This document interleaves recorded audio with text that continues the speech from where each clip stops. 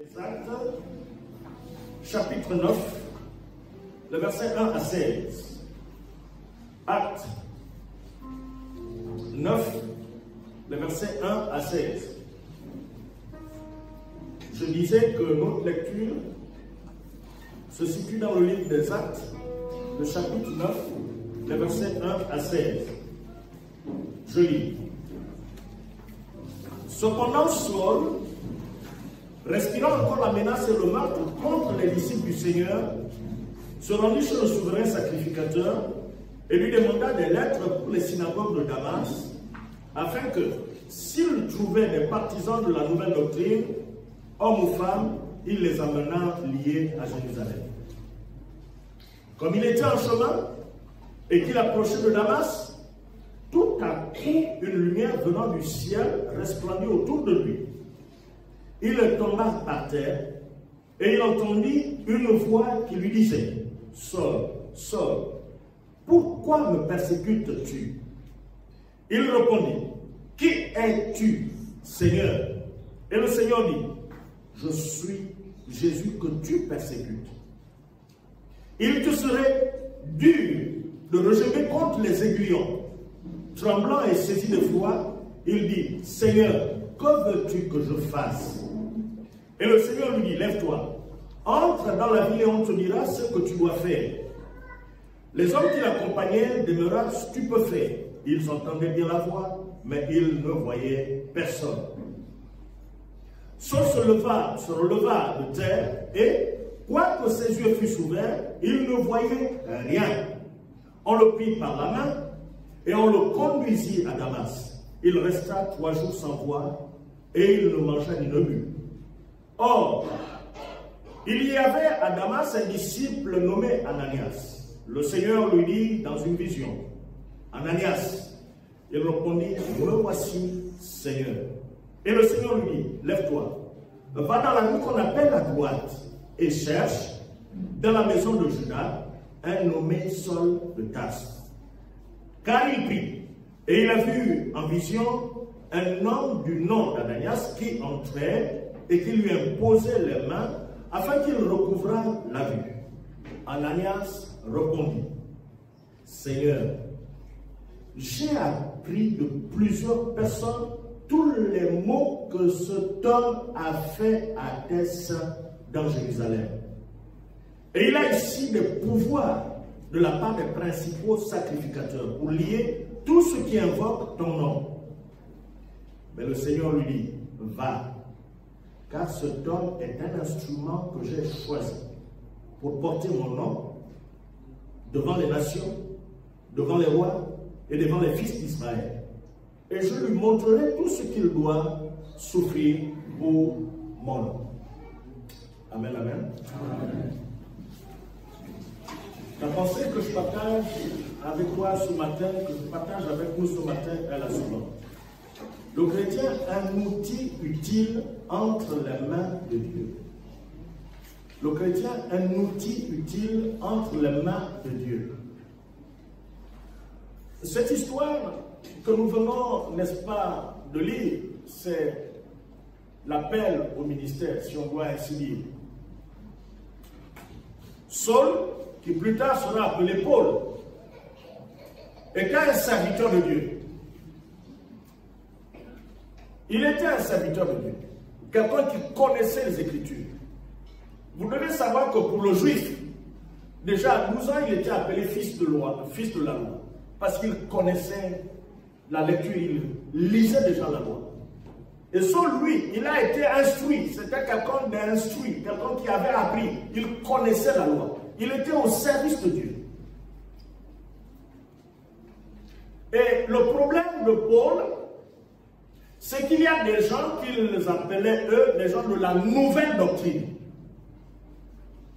Parce que c'est que la loi disait, ce groupe-là contraint. Ce groupe était comme en opposition avec ce qu'ils connaissaient eux. Et Paul, serviteur de Dieu, ne pouvait pas accepter cela. Il dit: je dois protéger la loi. Parce que ce nouveau groupe est en train de diluer la révélation de Dieu. Alors il est au service. il doit préserver la loi. Quelqu'un est avec moi? C'est dans cette optique qu'il fait un déplacement pour Damas. Objectif, aller arrêter les chrétiens, parce qu'il en avait déjà fait à Jérusalem. Nous sommes ici au chapitre 9. Souvenez-vous qu'il y a le chapitre 7 où nous avons le meurtre d'Étienne. Et Paul, ou Saul, a participé parce qu'il fallait obligatoirement éradiquer tout cela qui avait ce, entre griffes, faux enseignement. Il était au service de Dieu. Il était zélé pour Dieu. Pour lui, ce qu'il faisait, c'était normal. Parce que la loi devait être préservée. Et voilà, il va voir les responsables. Et il demande des lettres de recommandation pour qu'il aille à Damas. Il a l'autorisation des grands chefs religieux. Et il est investi de cette autorité, de ce pouvoir. Et il se rend parce qu'il doit attraper tous les chrétiens qui sont à Damas. Objectif, préserver la loi. Parce que lui, il est serviteur zélé de l'Éternel. Quelqu'un est avec moi? Et là, dans sa démarche, et le texte que nous avons lu, il est clairement dit que Paul ou Saul respira encore la menace. Il était une menace pour la communauté chrétienne qu'il ne pouvait pas accepter. Lui, c'était un serviteur de Dieu. Et là, avant même d'arriver à Damas, il est déjà à l'entrée, la Bible nous dit tout à coup, ça veut dire qu'aucune possibilité de réflexion, aucune possibilité de mettre des planifications, aucune possibilité de mettre en place des stratégies, au moment où on ne s'y attend pas, tout à coup, il est freiné dans son élan. Il est stoppé dans son élan. Monté sur son cheval, il se retrouve à terre, pas à terre. J'imagine un peu cet homme habillé en blanc. J'imagine un peu une période où il a eu la pluie. Et le sol, il est bien maculé. Je l'imagine. Tous les autres sont sur leur monture. Mais il est le seul. Le grand patron, il est par terre. Il ne sait pas comment est-ce qu'il a fait pour quitter sa monture et se retrouver à terre. Et là, à terre, cet homme zélé pour Dieu, il entend une voix qui dit, « Saul, Saul, pourquoi me persécutes-tu » C'est ça la réponse qui m'intéresse. Et il dit, « Seigneur, qui es-tu » Donc, il est au service de Dieu, mais il ne connaît pas Dieu. Il dit, « Seigneur, qui es-tu » Ma bien-aimée, un jour, en 92, j'étais en stage à Omboué et au salon seul, j'écoutais une cassette à l'époque. Et c'était un programme de Billy Graham. Et à la fin de son message, de son programme, il y a un homme de Dieu. Je ne vais pas citer son obédience. Alors cet homme s'est approché de Billy Graham.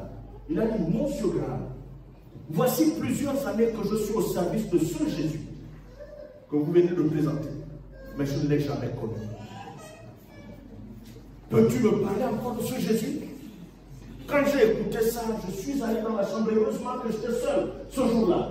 Et mes yeux ont commencé à se mouiller. J'ai dit, Seigneur, donc je peux être à ton service sans te connaître. Je suis allé, je dis, parce que si quelqu'un rentrait, il allait constater que mes yeux avaient rougi. Et ça m'a flanqué fortement. Je dis, Seigneur, donc je peux être à ton service sans te connaître. Voici un homme zélé pour Dieu. Mais il avait un zèle amer. Nous trouvons même au milieu des chrétiens des zélés. Mais ils ont un zèle en contradiction avec la révélation. Il faut faire très attention. J'aime bien ce cours de TD. Connaître Dieu pour bien le servir. Connaître Dieu pour mieux le servir. Mais bien aimé, il est possible d'être au service de Dieu mais sans le connaître. Regardez notre façon de servir Dieu. Il y a certains, on est obligé de te traiter, de te tirer. Parce que tu ne connais pas celui que tu pries. Ta façon de servir, laisse à désirer parce que tu ne connais pas celui que tu sais. Ta façon de donner, c'est avec cœur, avec crainte. Tu te dis, je ne deviendrai pauvre. C'est parce que tu ne connais pas celui que tu donnes, celui à qui tu donnes. Pourquoi est-ce qu'un chrétien, par exemple, repartirait pour se baigner les cuvettes et les seaux, ainsi de suite, se baigner dans les rivières et autres, frotter n'importe quoi? Pourquoi? C'est parce que, entre lui, ce chrétien ne connaît pas le Dieu. Face à certaines situations, tu trembles. Tu es déséquilibré. Pourquoi? Parce que tu ne connais pas le Dieu que tu sais. Connaissons le Dieu que nous servons. Quand tu célèbres ton Dieu, quand tu célèbres ce Dieu, cherche à le connaître davantage. Ce qui fait que ça vienne le jour, que ça vienne la nuit, tu demeures inexpugnable, indéboulonnable, parce que tu connais en qui tu as placé ta confiance. Connaissons réellement Dieu. Et les perturbateurs ont un ministère, c'est normal. Ils sont là pour un travail. Mais toi, connais ton Dieu. Ce n'est pas un problème de responsabilité dans l'église. C'est un problème personnel. Il ne faut pas s'attacher, dire comme je n'ai pas de responsabilité pour moi. Non, ce n'est pas ça. C'est pas ça. C'est un problème de toi avec ton Dieu. Vous avez dans certaines familles des gens qui ont été totalement bousculés, triturés, que sais-je encore. Parce qu'à un moment, à cause des problèmes qu'il a, allez, on l'a entraîné de gauche à droite. Et il dit, bon, comme c'est Dieu, on va faire comment? On va faire doucement, ainsi de suite. Et sa foi a été entamée. Ce n'est pas parce que tu n'as pas mangé de poussière qu'il faudrait abandonner le Seigneur. Non, connais ton Dieu. Lui, il a déclaré, il nourrit les oiseaux du ciel qui ne servent ni de moissonne. Connais. Si je n'ai pas gagné aujourd'hui,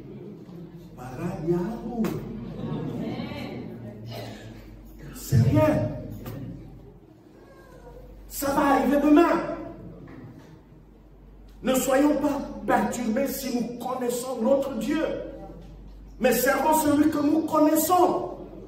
Ça, c'est à ton niveau. Ce n'est pas un problème de famille. C'est un problème personnel. Voyons Saul. Pendant qu'il percutait, il était au service de Dieu. Mais il ne connaissait pas Dieu. Et voilà qu'il est freiné maintenant. Il dit, Seigneur, c'est toi là, c'est qui? Et quand Jésus se présente, il termine ou il poursuit avec cette grande question. Que veux-tu que je fasse? Celui qui connaît son Dieu est toujours prêt à se mettre au service.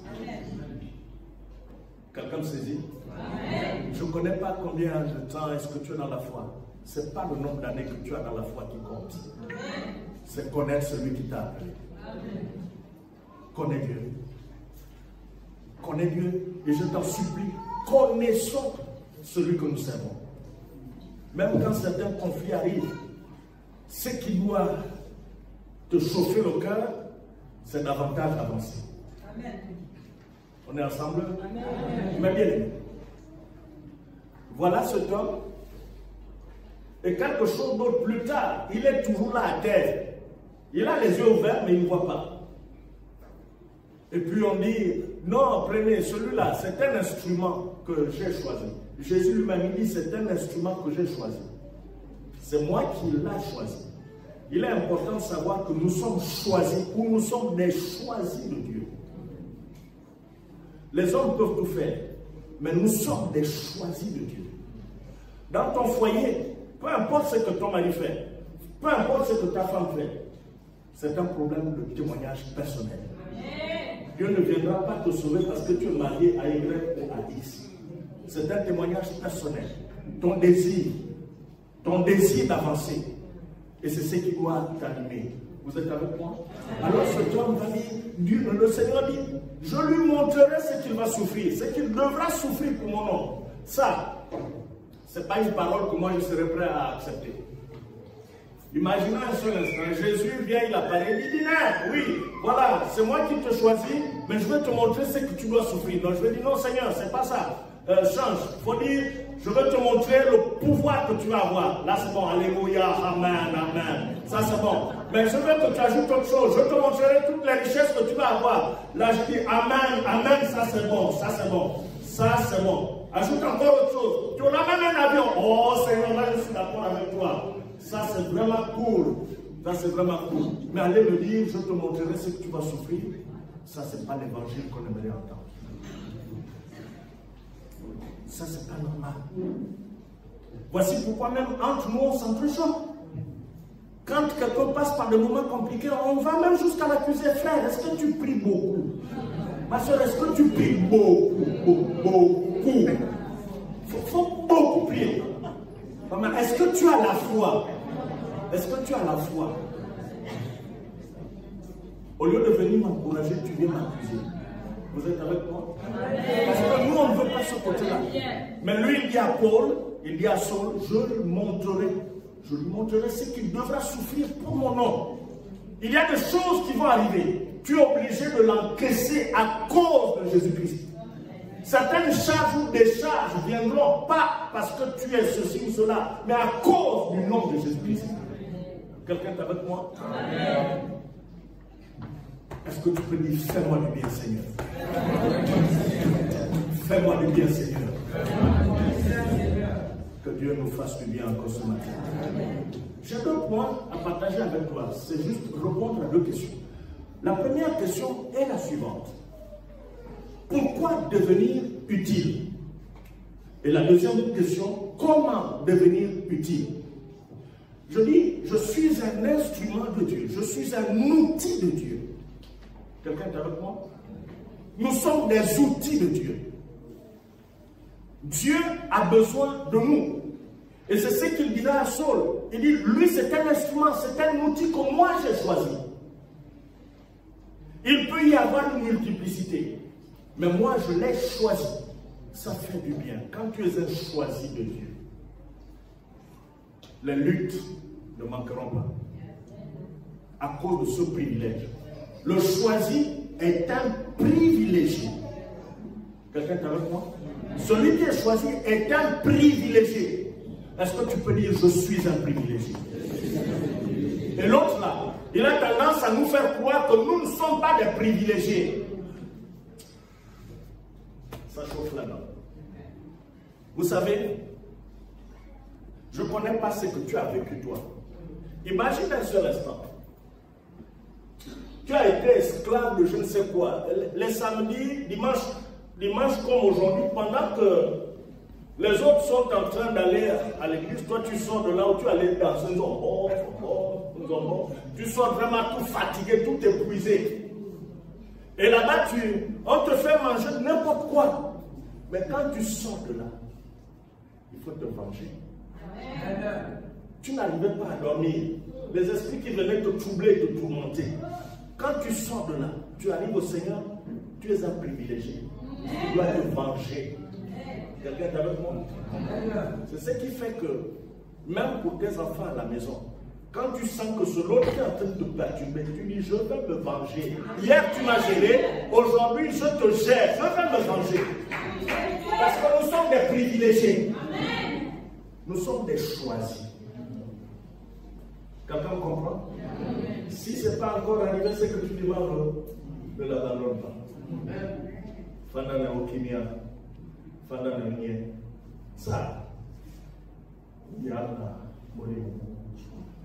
il ne faut pas avoir le cœur qui tremble. Sois tranquille. Posez.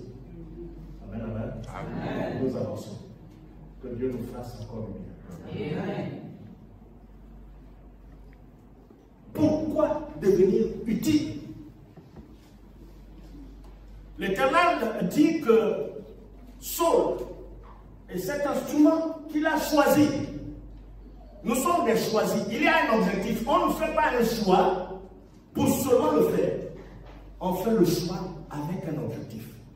Quelqu'un est avec moi? Et quand on parle de choix, le choix, c'est un exercice devant au moins deux choses. Pourquoi devenir utile? Je vous disais que ce sont deux questions auxquelles nous allons répondre. Mais il y a bien de réponses que vous pouviez trouver. Puisse le Saint-Esprit apporter, n'est-ce pas, à chacun de nous tous les autres points nécessaires pour compléter ce que je n'ai pas pu donner ici, ou ce que je ne pourrais pas donner ici. Que Dieu apporte davantage de lumière. Pourquoi? La première réponse est la suivante. Dieu veut se servir de toi. Dieu veut se servir de toi. Pourquoi devenir utile? Parce que Dieu veut se servir de moi. Dieu veut que je sois à son service. Alors je prends 2 Timothée 2. 2 Timothée 2, 20-21.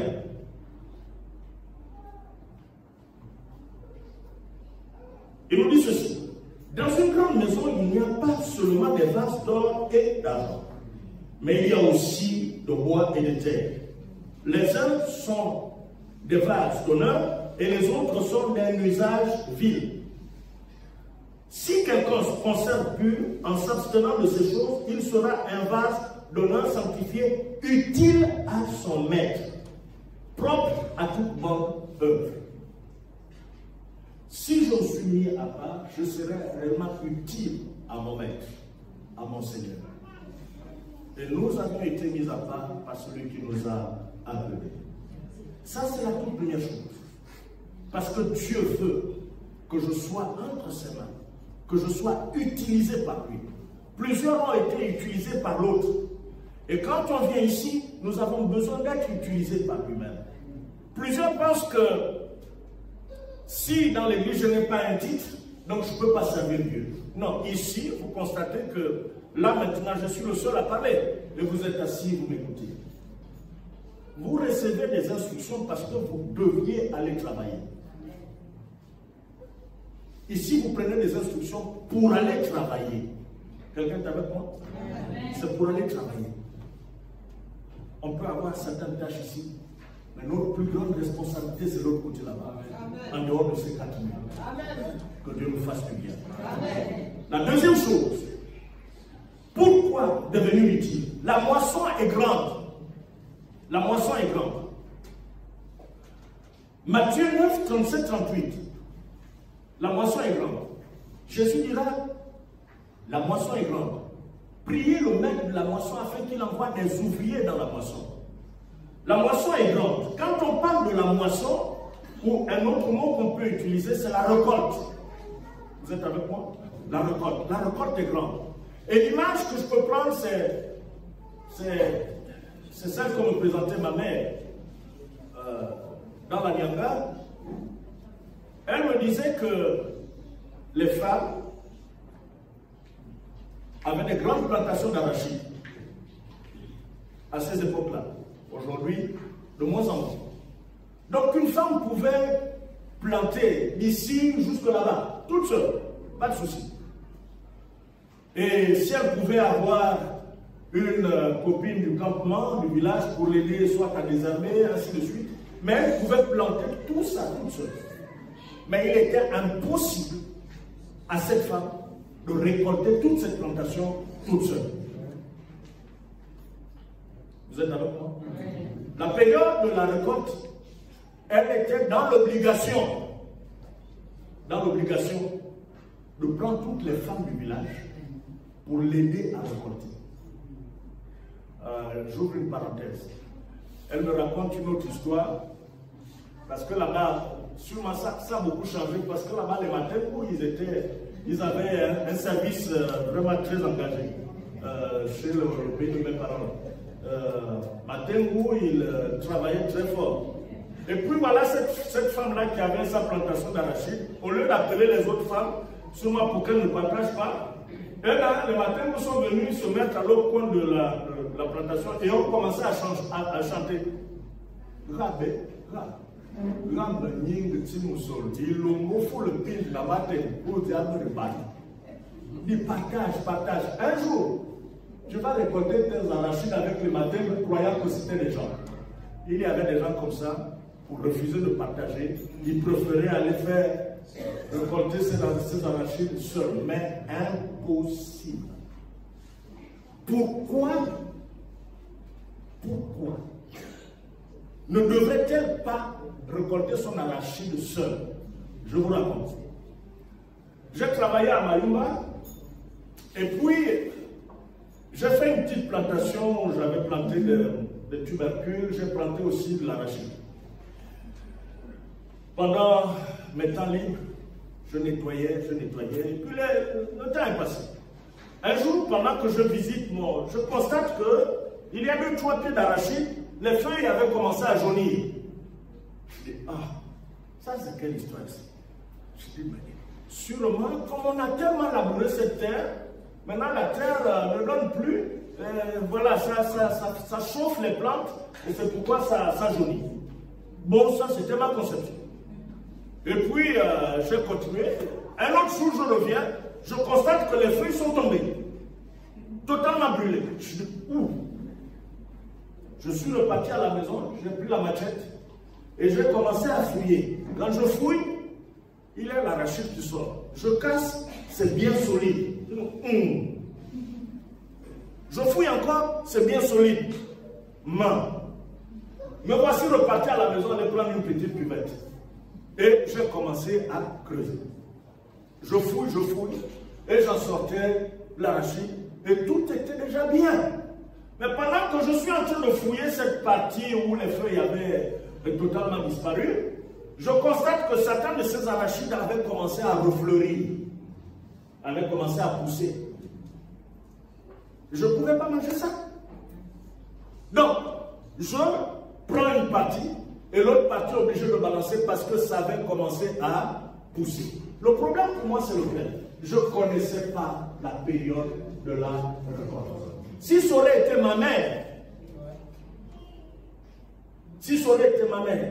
je me souviens, ma première année, elle était avec moi, et puis on est allé un peu plus loin.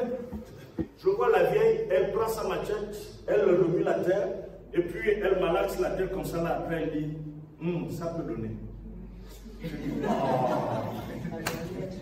Maman, oh non, maman, nation. Donc, seulement quand elle tient la terre, vous avez besoin d'aller avoir vos doctorats. Mais ma mère, elle, non seulement elle est scientifique, mais elle avait tous les diplômes nécessaires. Elle tient seulement la terre comme ça, là.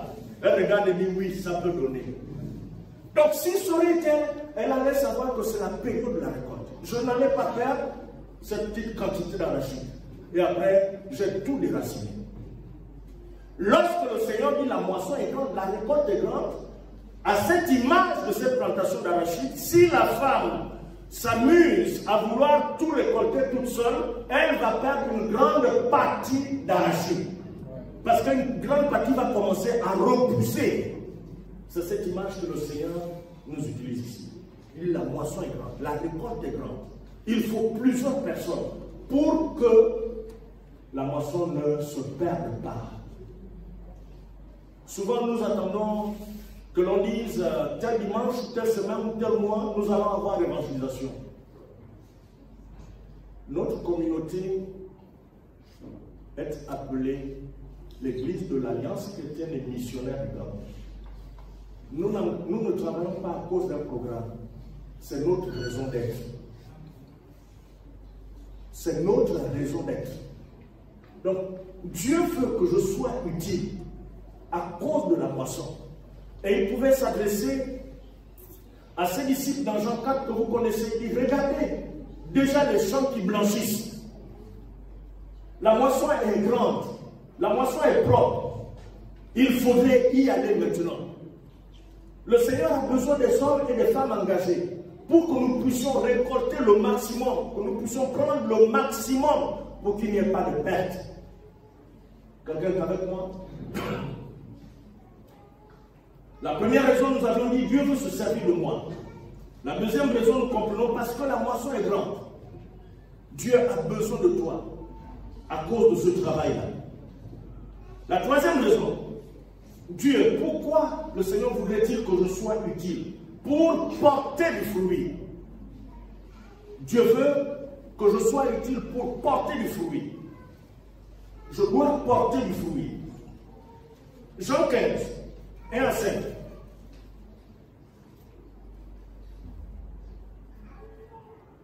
Jean 15 et en 5 nous dit ceci.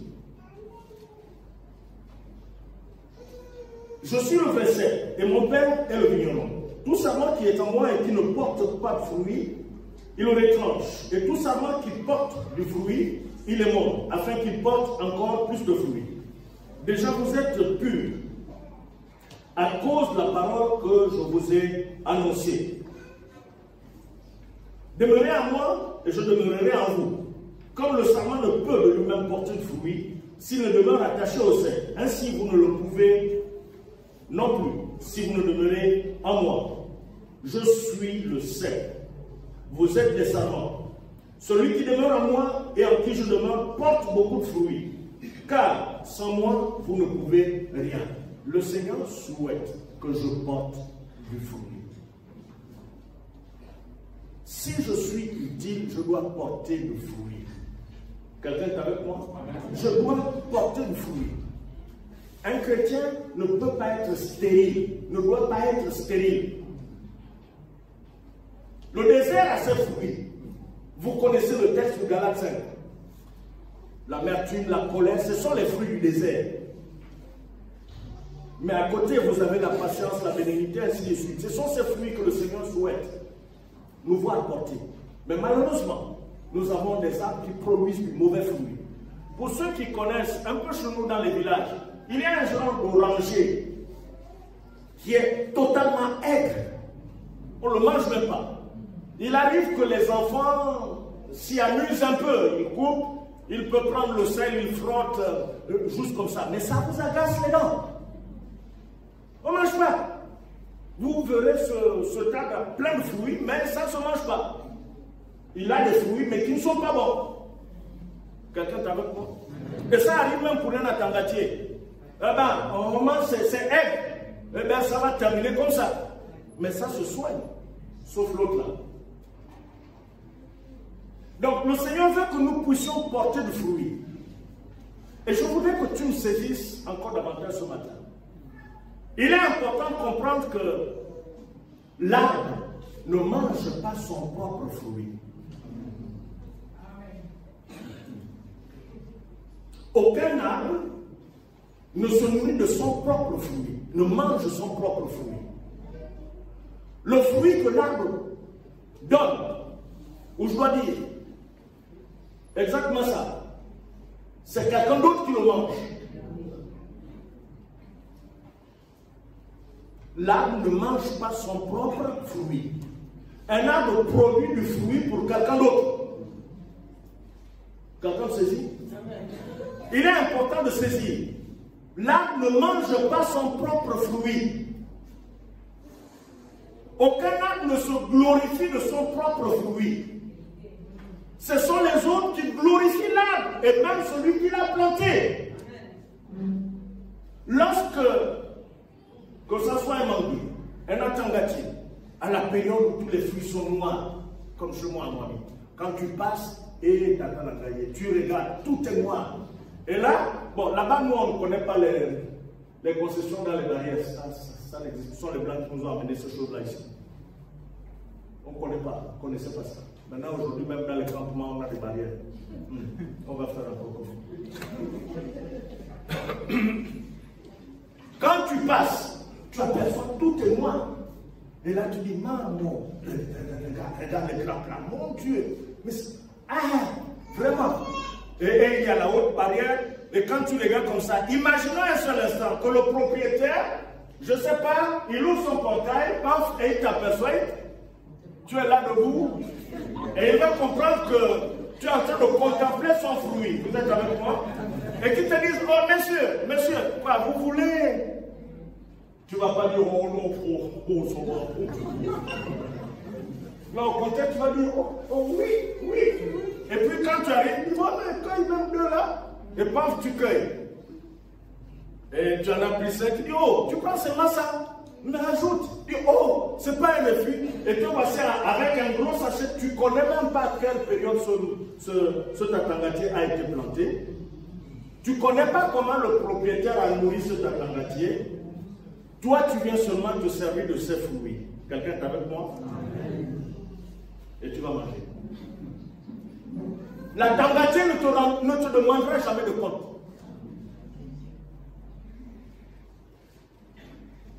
Tout sarment qui est en moi produit du fruit. Dieu se réjouit de mon fruit. Parce que lui-même c'est l'arbre. Et dit, toi tu es la branche. Demeure en moi, tu vas porter du fruit. Et les autres seront bénéficiaires. Tout ce que nous avons à faire, nous n'avons pas besoin de nous glorifier de quoi que ce soit. Parce que ton fruit c'est pour les autres, c'est pas pour toi.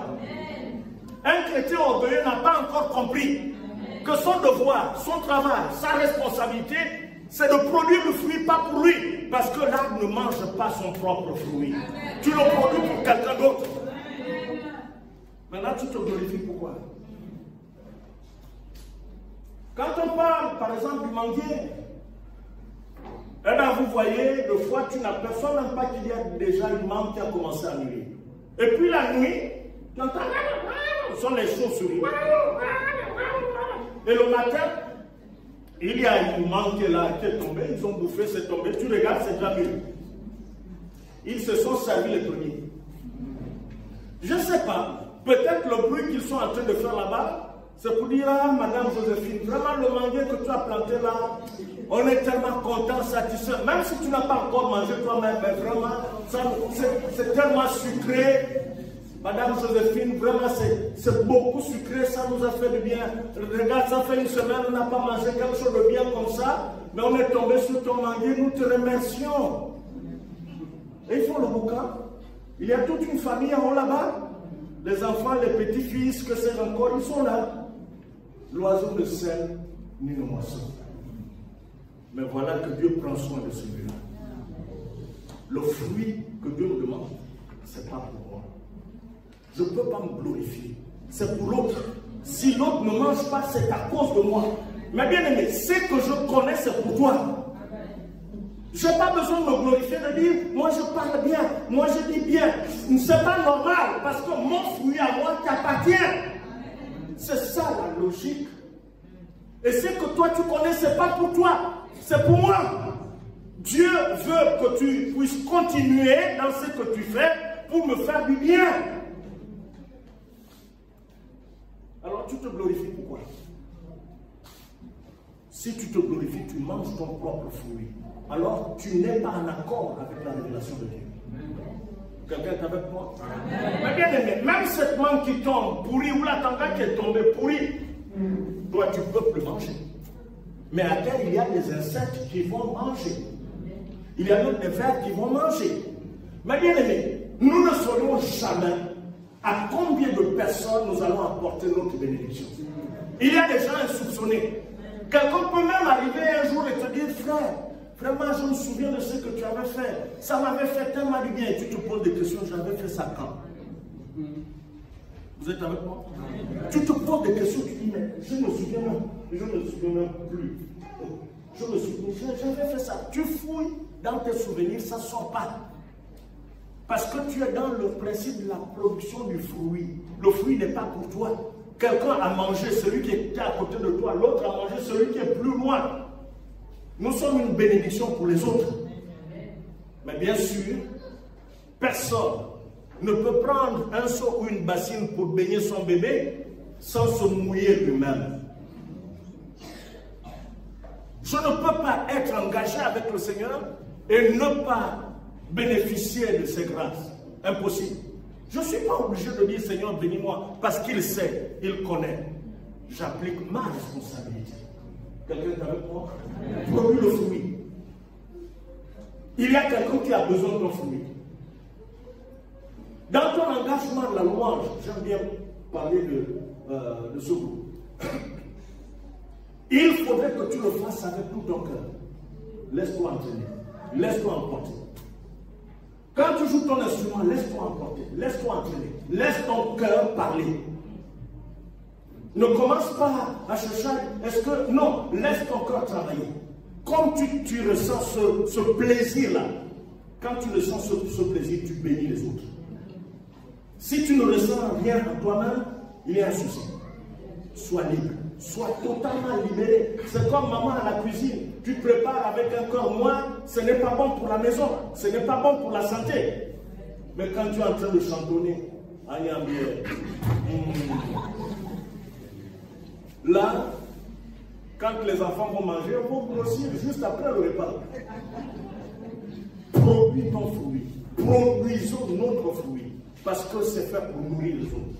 Puisse l'Éternel davantage te rendre fécond. Au nom de Jésus.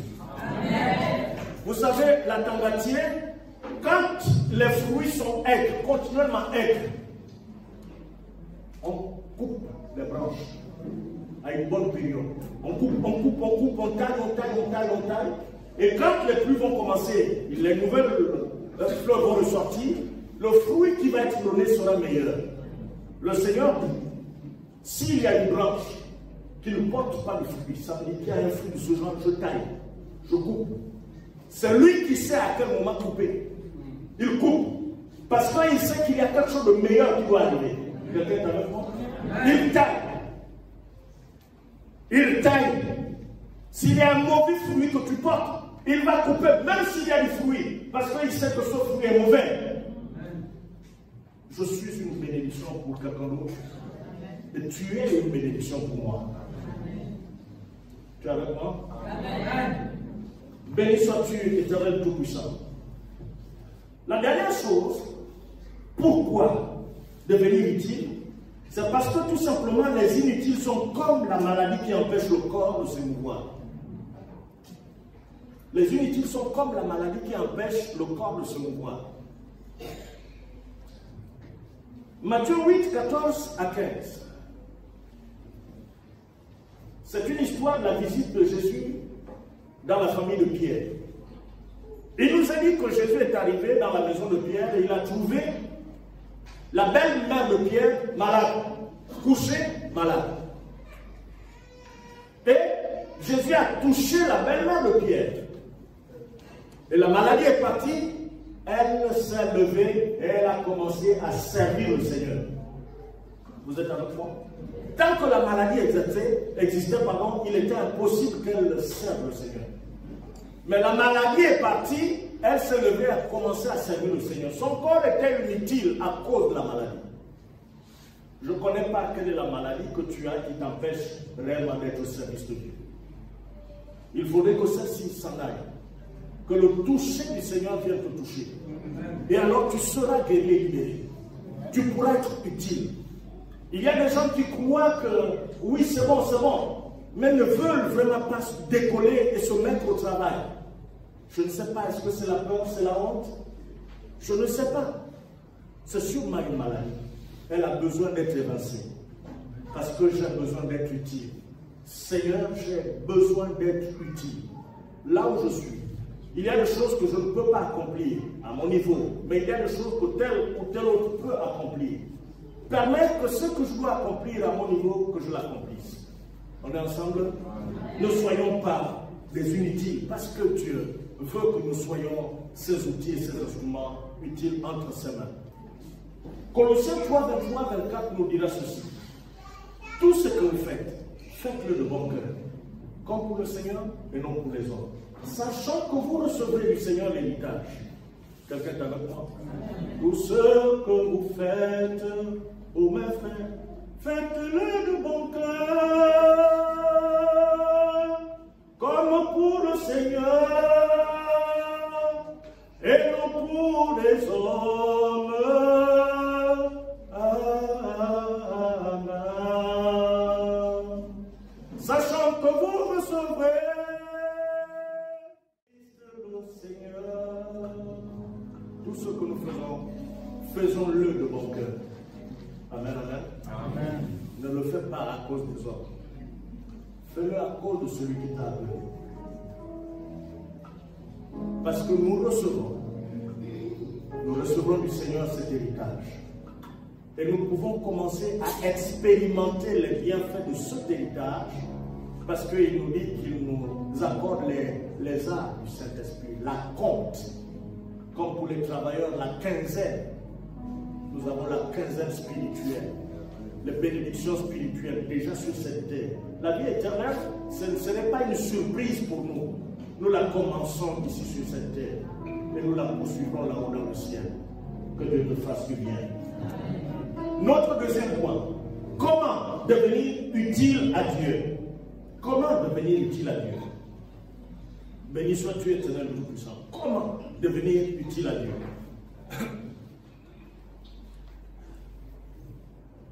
Mais bien aimé, dans cette partie, une des images que je prendrai, c'est l'image de la maquette. J'en utiliserai énormément. Comment devenir utile à Dieu? La première chose, il faut être convaincu d'avoir été saisi par Dieu.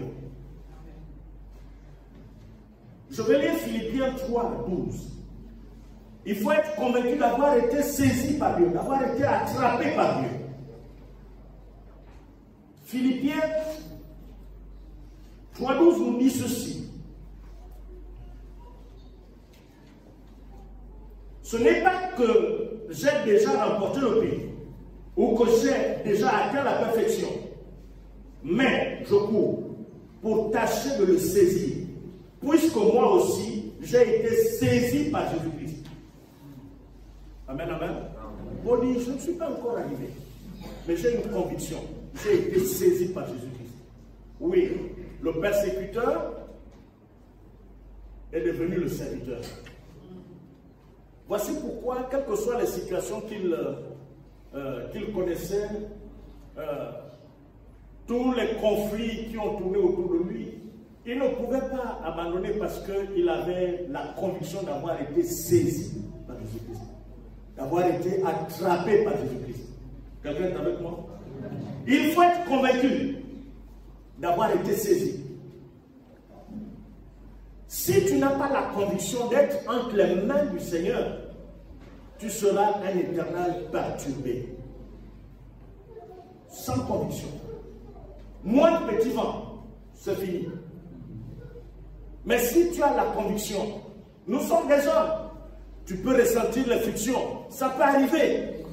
Mais les instants qui vont suivre, tu vas te ressaisir. Tu dis, Seigneur, je sais que tu ne m'abandonnes pas. Seigneur, regarde.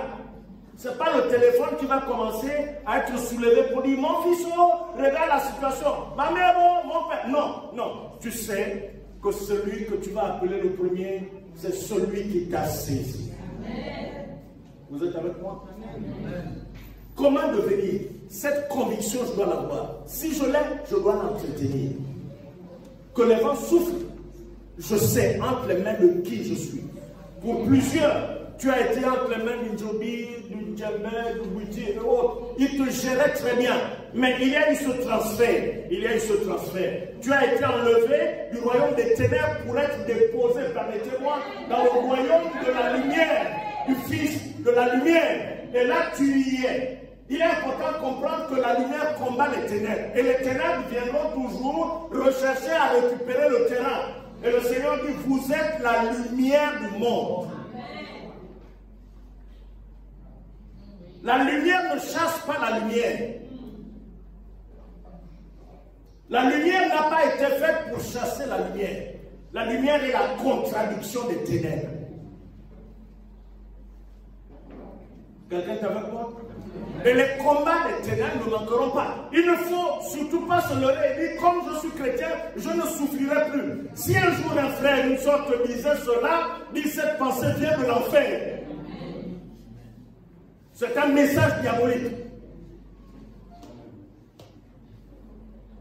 Et la tendance qu'on a à présenter, on montre cet évangile des hommes et des femmes mous, qui n'ont pas de caractère. Pourquoi est-ce que ton bébé qui commence à faire ses pas, tu le vois, il fait un premier pas, un deuxième pas, et quand il tombe, pourquoi est-ce que tu ne le relèves pas tout de suite? Deux fois tu dis, s'il y a son grand frère ou sa grande soeur, dis, ah, laisse. Le bon monsieur est tombé, la bonne dame est tombée. Tu dis, laisse, parce que tu veux le voir se relever tout seul. Qu'est-ce que tu essaies d'inculquer à ce monsieur ou à cette dame? C'est qu'il faut être fort. Tu es tombé, tu dois être fort. Sans le savoir, c'est ce que nous sommes en train de faire. Quelqu'un est avec moi? Donc il peut arriver comme ce bébé. Eh bien, boum, bah, je suis à terre. Mais je sais que je dois me...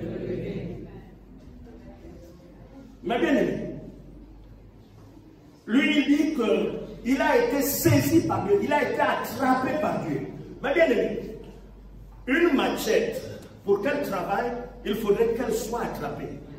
Si dans ta cour, il y a maintenant un peu d'herbe, et tu vois une machette qui est en train de travailler toute seule, tu vois comme ça, là, frère, papa, maman, rentre dans ta maison, si tu as une ouverture, tu l'onnes par la boucle. C'est un item qui est en train de pousser ton terrain. Il faut boucler. Parce qu'une machette ne peut pas travailler toute seule. On est ensemble. Il faudrait qu'il y ait une main qui la saisisse. Mon efficacité, c'est à cause de celui qui m'a saisi. Si je peux accomplir quelque chose, je ne peux pas me glorifier parce que ce n'est pas moi, c'est celui qui m'a saisi.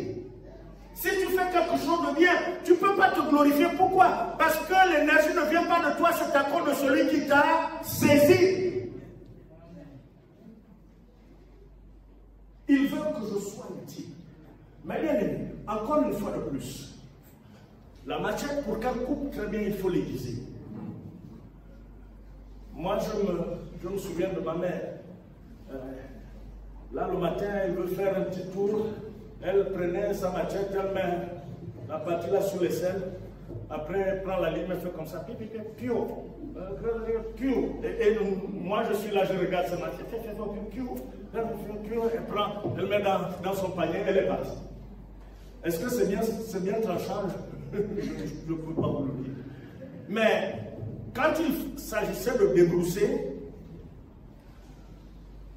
à ce moment-là, quand nous n'étions pas encore suffisamment grands, c'était les grands frères qui aiguisaient nos machettes. Et ce n'est pas comme maman en mettant la machette ici. Non. On coupait 2 morceaux de bois et on enfonçait dans la terre. Ok? On enfonçait dans la terre et on mettait la machette de travers. Et là, avec une bonne lime, on aiguisait. Va. Bien aiguisé. On tourne.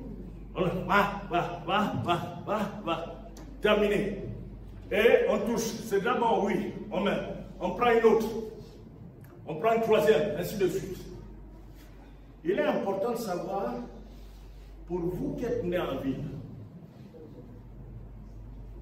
on n'aiguise pas la machette d'un gaucher comme on aiguise la machette d'un droitier.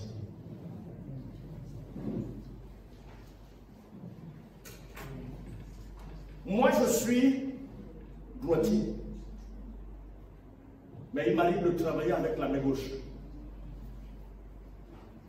Mais à la base, je suis droitier. Je sais comment j'aiguise ma machette. Même pour une hache, je sais comment je l'aiguise.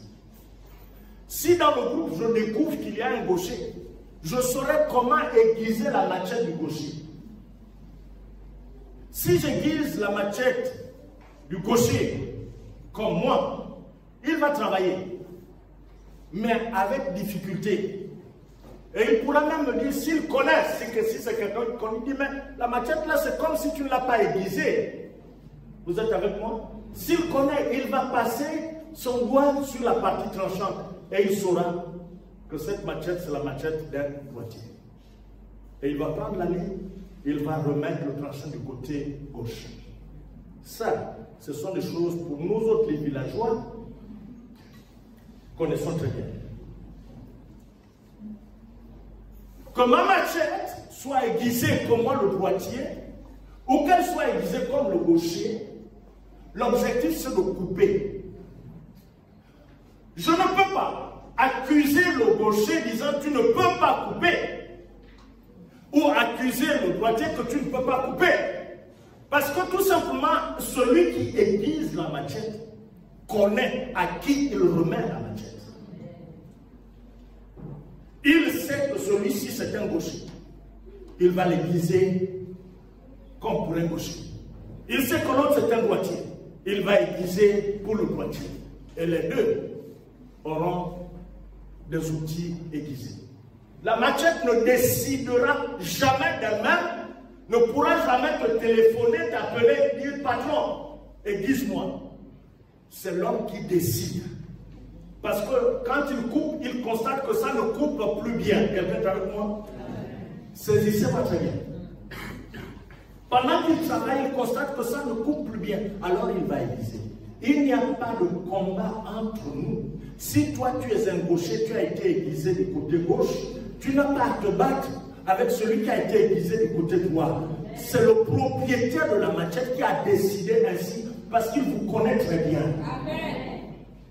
Toi, tu vas aller faire mon travail, là où moi je suis, là où j'ai été appelé, et tu vois, ça ne prospère pas. Et tu te dis, sûrement, il y a des gens qui sont contre moi, ils ne veulent pas que j'évolue. Sûrement, tu es sur le territoire d'un droitier, ou peut-être tu es sur le territoire d'un gaucher. Reviens et prends ton couloir. Tu verras que ça va couper très bien.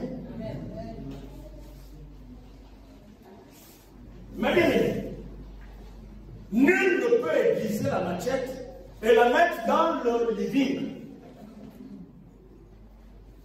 Personne n'aiguise la machette et puis il va mettre ça là-bas. Et tous ceux qui viennent, et là, la machette est déposée. Si tu arrives, tu trouves une machette là-bas, bien aiguisée.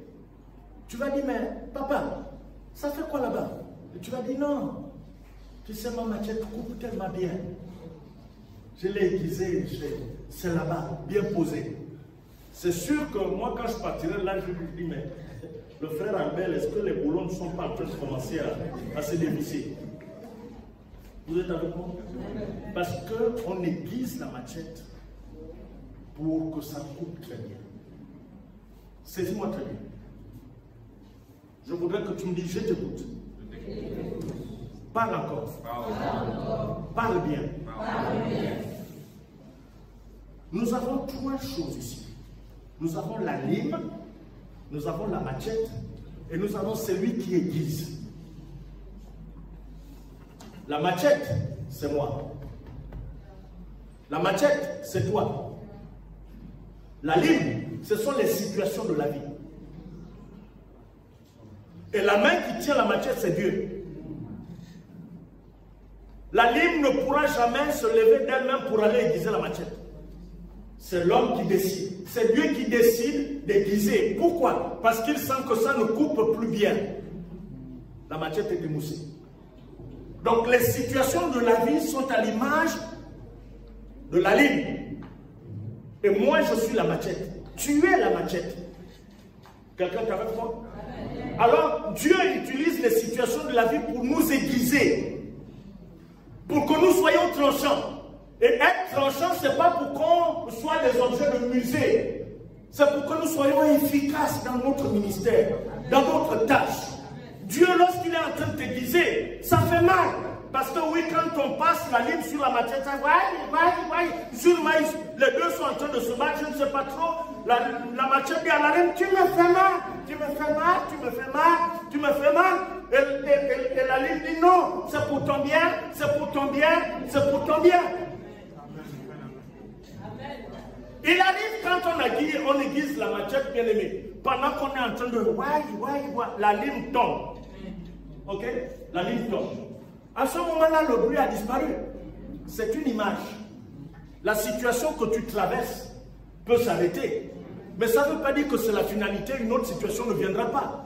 Eh bien, le propriétaire, celui qui est en train d'aiguiser, eh bien, il ramasse la lime et il reprend à aiguiser. Après avoir traversé une situation, il ne faut pas dire c'est terminé désormais, ça ne viendra plus jamais. Parce que le propriétaire connaît ton efficacité. Et s'il constate que là, ça ne coupe plus bien, il reviendra avec une autre lime, encore en pleine forme, pour t'aiguiser. Quelqu'un me saisit? Est-ce que tu peux dire Seigneur, aiguise-moi? Dieu veut que je sois tranchant. Il y a certains conflits qu'on entretient entre nous qui n'ont rien à voir parce que l'autre, c'est lui le propriétaire, il est là, il a amené ça pour t'aiguiser. Tu passes par un moment compliqué, tu te dis, non là c'est fini, ma abandonné. Non, il ne t'a pas abandonné. Il est en train de t'aiguiser pour que tu sois davantage efficace. Celui qui se moque de toi, qu'il se moque. C'est un peu comme si, pendant qu'on est en train d'aiguiser l'herbe, je ne sais pas moi si c'est lors du débroussage, eh bien, toute la brousse est en train de se réjouir. Regardez celui-là, la machette peut dire réjouissez-vous parce que moi j'arrive vers vous. On me dit, c'est pour que je vienne régler votre compte. Et là, le temps qu'on va commencer à dire, oh, regardez, dis seulement à l'air, réjouissez-vous pour le moment. Mais moi, on est en train de me dire, parce que je viens régler votre compte. Quelqu'un est avec moi? Amen. Jésus à la croix, même les démons se sont réjouis. Les Juifs ont dit, célébration. Parce que c'était le moment sombre. Il y a des gens qui vont se réjouir de ton malheur. Mais ils ne savent pas que le propriétaire est en train de t'aiguiser. Lorsque Jésus s'écrie, oh, je remets mon âme entre terre, ils ont dit c'est terminé, c'est bon. Mais ils ne savaient pas qu'ils étaient en train de célébrer leur propre défaite. Et aujourd'hui, à cause de ça, toi tu peux dire au nom de Jésus. Amen. Il veut que nous soyons utiles. Il veut réellement nous saisir. Il veut nous utiliser. Quelqu'un est avec moi. Il veut nous utiliser. Il faudrait que cette conviction soit la mienne, que je suis entre les mains de Dieu. Vous savez, c'est lui qui a déclaré. Et les pour nous disent, ça veut dire que ce qu'un homme a attrapé ne peut pas l'échapper. Bon, je crois que sûrement, ils sont allés piocher ça dans la révélation de Dieu. Mais, et pourtant, il arrive que ce qu'un homme a attrapé puisse l'échapper. Jésus déclare dans sa parole, nul ne ravira ce qui est entre mes mains. Ça veut dire que personne n'a suffisamment de pouvoir, de force pour écarter les doigts afin de prendre ce que moi j'ai placé entre mes mains. Nul n'a cette autorité. Quelqu'un est avec moi? Je vous raconte encore même une question. Un jour, j'accompagnais mon père, ma mère, et mes frères, mes soeurs, nous allions couper du bois. Et c'est moi qui portais la hache que papa avait bien aiguisée. On a marché et on a quitté la grande route. On a pris une piste pour aller couper, c'était pas long. Et au moment où on rentre, il y a une liane qui s'est accrochée à la hache et m'a arraché la hache de la main. Elle est tombée. Et au lieu d'aller tomber là-bas, même tomber par ici, même tomber entre les pieds, la hache est tombée sur mon mollet. Elle m'a fendu le mollet. Plus de 7 points de suture, une semaine d'hospitalisation. La hache m'avait échappé.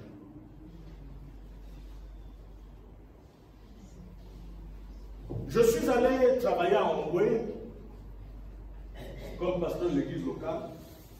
Et puis un jour, j'ai pris 2 de mes neveux. Je ne sais pas qu'est-ce qu'on allait exactement faire. Et puis la pluie nous a... Et quelques jours avant, j'avais ramassé un transparent. Je l'avais caché, nous étions à ce niveau-là. Alors, j'ai pris le transparent. J'ai dit aux enfants, couvrez-vous. On devait rentrer un peu en brousse, couper un bois et tendre les poings pour protéger les enfants là. Alors, on est rentré. J'ai coupé le bois qu'il me fallait. Et au moment où j'allais couper par le haut, la machette m'a échappé des mains. Et quand elle m'échappe des mains, elle est descendue par ici. Elle a fendu la languette de ma basket. Elle a fait le tour. Plus de 5 points de suture, une semaine d'hospitalisation. Je ne suis pas parti de là moi-même. L'un des neveux, celui qui avait il a couru pour aller appeler des gens et qui sont arrivés me soulever pour m'amener directement à l'hôpital. La machette m'avait échappé. Comme la hache m'avait échappé.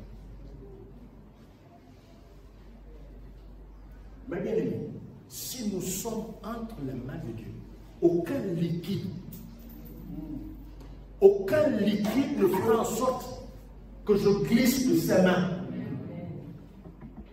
Peu importe les situations, aucun liquide, aucune situation, si j'ai été saisi par Dieu, aucun liquide ne me fera glisser de sa main. Quelqu'un est avec moi?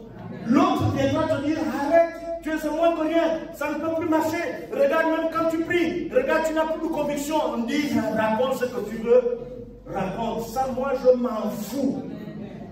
Si en ce moment je me sens faible, lui-même sait, mais je crois une chose, je suis entre ses mains.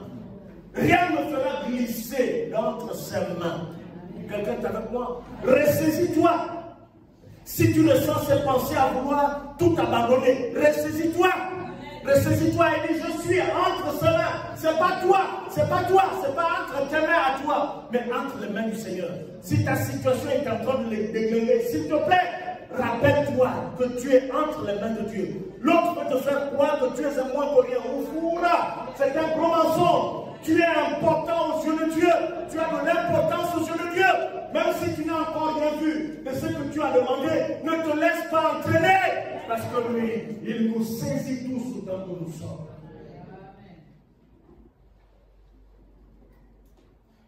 Puisse le Seigneur t'aider énormément. Vous savez, je nous disais que pendant qu'on est en train de maîtriser, c'est de l'expérience qu'on m'apporte. Je suis un expérimenté. Si tu ne t'es jamais blessé, tu ne peux conseiller personne. Vous savez, un jour, dans nos campements, j'étais au bord de la plantation et il y avait un des pièges qui s'était défait. Donc j'étais en train de remettre le piège. Et mon père est arrivé. La journée, mon père est arrivé. Et puis pendant que je suis en train de remettre le piège, il m'a regardé.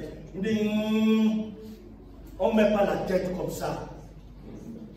Vous êtes avec moi? On ne met pas la tête comme ça. Attends d'abord. Je vais voir une main qui se lève. Tous ceux qui sont là, il y a quelqu'un qui sait faire les pièges. Lève d'abord la main. Même si ça fait longtemps, c'est pas. Voilà. Regardez, ça là, on n'oublie pas. Hein? Comme la paille. La paille. Hein? Nos campements n'avaient pas de tôle, mais aujourd'hui, même dans les campements, vous avez les tôles qui sont rentrées. C'était la paille qu'il fallait pour nos maisons. Moi, je ne peux pas encore faire ça. Donc, vous voyez, ce n'est pas le temps que tu as passé ici qui va t'empêcher de connaître ce que tu as appris. Bon, alors donc, je suis en train de remettre le piège et il me dit non, on ne met pas la tête comme ça, on met la tête un peu à côté. Parce que quand ton corps va revenir, ça peut te poser des soucis. Ok. Il est passé, j'ai remis tranquillement mon piège. 2 jours, 3 jours plus tard, j'étais à l'autre bout, dans une petite forêt. Je suis en train de faire les pièges. Je ne sais pas, j'avais déjà fait 2, 3. Et le dernier, on est autour de 18h30. Je suis en train de terminer. Et ça crie au campement, venez, venez. Il fait déjà nuit. Il dit, mais oui, on arrive, on arrive. Et j'étais avec mon petit frère qui est ancien à Sotéga. Alors pendant que je suis en train d'arranger le dernier piège, là, tout a disparu de ma tête. Alors je n'avais vraiment pas su qu'est-ce qui s'était passé. Sûrement à cause de cela, ça c'était comme des incantations qu'ils étaient en train de faire au camp. Donc, quand le bois prend fiable, aïe aïe aïe aïe, ça m'a cogné ici. Et ça s'est gonflé, paf, sur place. Ça s'est ouvert et il y a le liquide jaune naturellement qui est sorti. Et le petit frère commence à pleurer. J'ai dit non, laisse, ça va aller. J'avais une grosse bosse, un petit trou et il fallait essuyer. Bien aimé, si un jour, pour vous qui faites les pièges, si je te trouve en train de faire le piège, je vois ta tête, je dirais, hé, on ne fait pas comme ça. Vous savez pourquoi? Parce que j'ai encaissé. Hein? J'ai subi, je connais. Ça là, tu vas dire, mais nous sommes tous de la vie là-bas, toi tu connais quoi? Eh, mon corps a senti, ça a encaissé. Vous êtes avec moi? J'ai l'expérience. Il y a des gens qui n'arrivent pas, qui ne peuvent pas donner des vrais conseils parce qu'ils n'ont jamais rien subi. Ils n'ont pas d'expérience. Bien aimé, quand tu passes par ce moment compliqué, c'est l'expérience que Dieu ajoute à ta vie. Parce que tu es un conseiller, tu es une conseillère. Ce n'est pas seulement pour ton foyer, pour ta famille, mais même là où tu vas aller travailler. Il y a des responsabilités que tu vas avoir. Dieu nous travaille ici aussi. à cause des responsabilités que nous allons assumer dans la société. Ne rejette jamais les moments difficiles par lesquels Dieu te fait passer. Parce que tu es une personne préparée pour le futur. Quelqu'un est avec moi? Amen. Je suis en train de terminer. Mais bien aimé, comment devenir utile? Nous avons déjà vu qu'il faut être convaincu d'avoir été saisi. La deuxième chose, il faut descendre de son cheval. Comme Saul. Acte 9, 3 à 4. Il faut descendre de son cheval. Oui, ça veut dire quoi?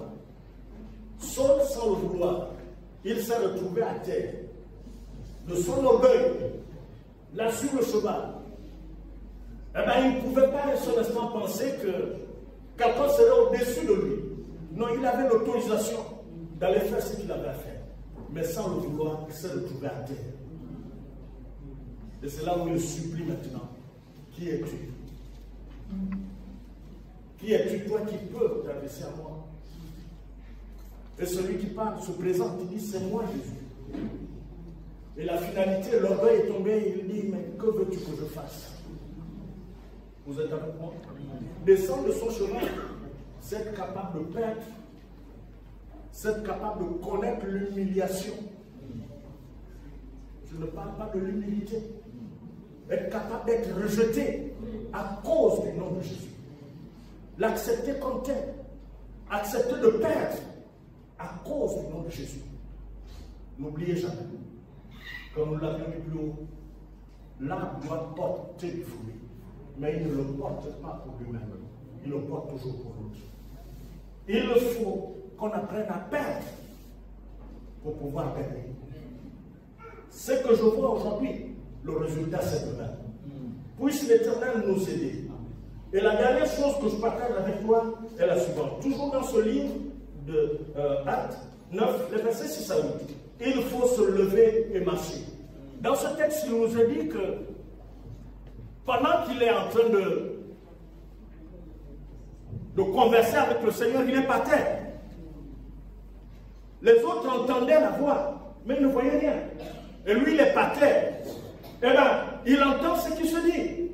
Il avait les yeux ouverts, mais il ne voyait rien.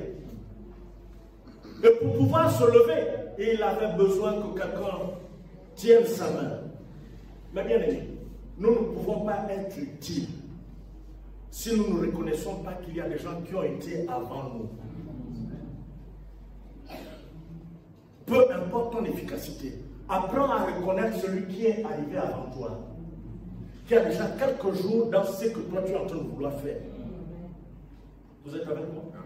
Et ce sont des gens qui peuvent nous donner la main d'association. Ne refuse pas la main qu'on te tend. La main peut être tendue dans le reproche.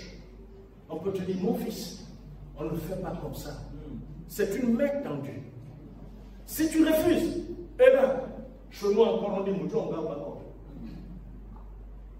C'est comme une expression pour dire, eh bien, continue toi-même, ce qui va t'arriver demain, tu vas devoir gérer. Il est donc important de comprendre que nous aussi, qui avions cette petite expérience, nous devions avoir le discernement pour reconnaître que tel a besoin de mon besoin, de mon secours. Vous êtes avec moi? Alors tu peux dire, je te tends la main. Un frère qui s'est écroulé, une soeur qui s'est écroulée, pourquoi aller critiquer? Comme tu as l'expérience, tends la main. Parce qu'il a besoin de se relever. C'est ce que je dois faire. Vous êtes avec moi? Dieu a besoin des hommes et des femmes qui soient capables d'aider les autres à se relever et d'avancer. Un jour, tu ne sauras pas. Tu ne sauras pas. Ce serait peut-être en route. Je termine avec ce témoignage qui me vient. Le révérend Toyidoma David, quand il travaillait, là où il travaillait, ils avaient des télévisions. Donc, à une période, on dégageait toutes les... Ce n'était pas qu'elles étaient déjà foutues, mais comme il changeait, il a pris une télévision qu'il a donnée à un monsieur qui était de son quartier. C'était pas comme nous avons les écrans placement aujourd'hui, non. Il a donné cette télé. Et puis les mois sont passés, ou je ne sais pas, années. passer. Un jour, il rentre chez lui. Et il y a un groupe de bandits qui l'encercle. Je fais comment? Il est encerclé avec ces bandits du quartier. Il n'était pas encore pasteur à cette période-là. Et voilà qu'il y a un monsieur qui intervient. Il dit, hey, vous voulez faire quoi? Hein? C'est quoi? Ça commence à... Il dit, vous voulez faire quoi? Vous voulez faire quoi? Hein? Ils ont fui. Et c'est là où ce monsieur a dit, mais monsieur, vous vous souvenez? Et le chef David cherche. Il dit, nous étions à l'approche de la Coupe du Monde. Et moi, je ne savais même pas comment suivre les matchs. Vous m'aviez donné une télévision. Et puis, voilà que le souvenir revient. Comme pour dire, tu m'as fait du bien, moi je te rends le bien.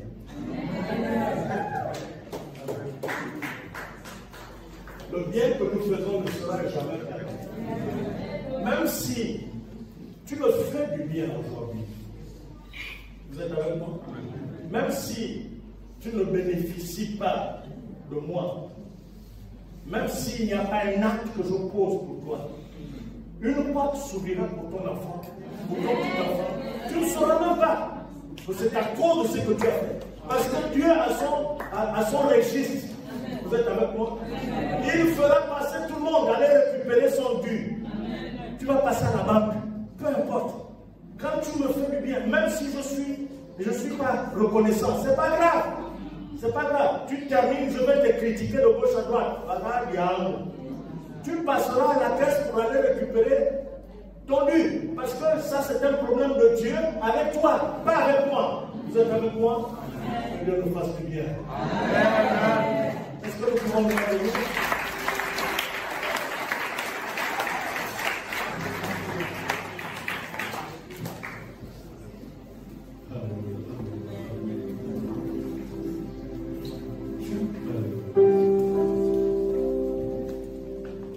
Dieu de majesté, couronné de gloire, tu régnas jamais et ton royaume est éternel. Qui est comme toi, brillant de lumière, tu régnas jamais et ton royaume est éternel. Dieu de majesté, couronné de gloire, tu régnas jamais et ton royaume est éternel. Qui est comme toi, brillant de lumière, tu régnas jamais et ton royaume est éternel. Dieu de majesté, couronné